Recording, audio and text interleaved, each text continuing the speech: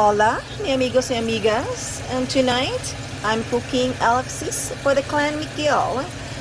LFC stands for Lore's Fried Chicken, and these are the kids' favorite. I've cooked two already here now.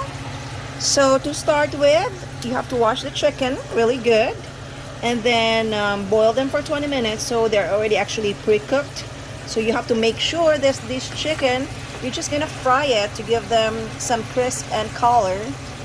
You have to make sure the chicken is really cooked or you can get sick from it. So I want it pre-cooked. And also it's healthier to not fry it for that long, because if you fry it, straight fry, it has to be 10 minutes on each side. But if you pre-cook it, like just lightly cook, it doesn't take that long. So I have here my dry ingredients.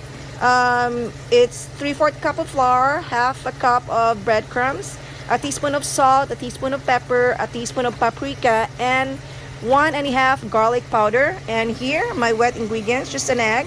We have farm fresh eggs, so 1 egg and half cup of milk. And of course, you can see season is however you want.